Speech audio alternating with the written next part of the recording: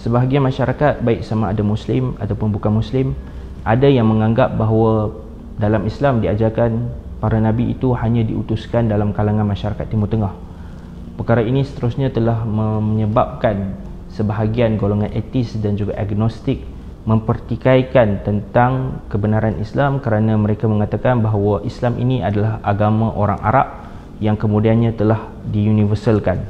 Pemahaman ini walau bagaimanapun adalah satu pemahaman yang keliru kerana di dalam Al-Quran terdapat beberapa dalil yang menunjukkan bahawa para Nabi tidaklah diutuskan hanya dalam kalangan masyarakat Timur Tengah ataupun dalam kalangan bangsa yang tinggal di Timur Tengah sahaja.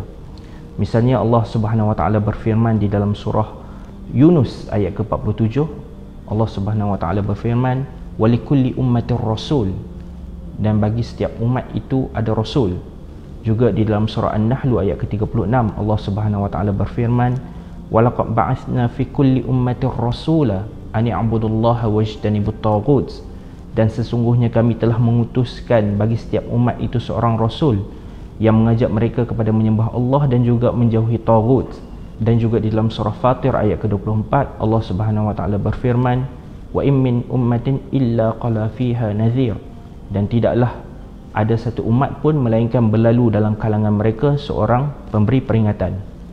Ibnu Ashur, seorang ulama tafsir yang mengarang kitab tafsir At-Tahrir wa Tanwir, beliau memberikan pemaknaan kepada kalimah ummah ataupun umat yang digunakan dalam ayat ini sebagai merujuk kepada pelbagai bangsa manusia yang berbeza seperti bangsa Parsi, bangsa Rom, bangsa Cina, bangsa India dan selain daripadanya.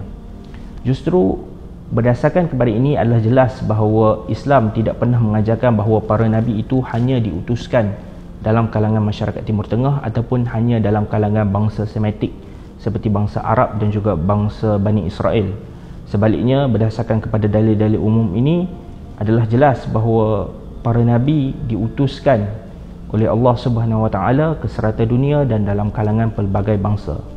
Cuma satu perkara yang perlu difahami adalah tidak kesemua daripada kisah para Rasul yang pernah diutuskan oleh Allah ini diceritakan.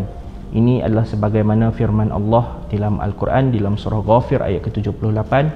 Allah Subhanahu Wa Taala mengatakan, "Walaqad arsalna rusulan min qablika minhum man qasasna 'alaika wa minhum man lam na'sus 'alaik", yang bermaksud, dan sesungguhnya kami telah mengutuskan beberapa orang rasul sebelummu wahai Muhammad. Sebahagiannya kami ceritakan kisah mereka kepadamu dan sebahagiannya tidak kami ceritakan kisah mereka kepadamu.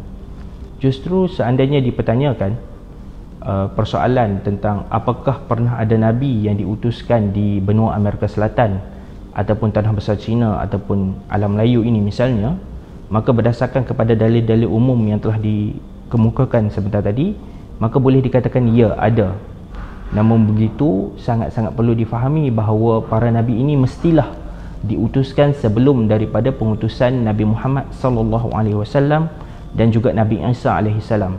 Hal ini kerana Nabi Muhammad sallallahu alaihi wasallam adalah nabi yang terakhir, rasul yang terakhir yang diutuskan, dan bagi kes Nabi Isa alaihi salam pula terdapat hadis yang menyatakan bahawa tidak ada nabi lain yang diutuskan di antara baginda yakni Nabi Isa dan juga Nabi Muhammad sallallahu alaihi wasallam.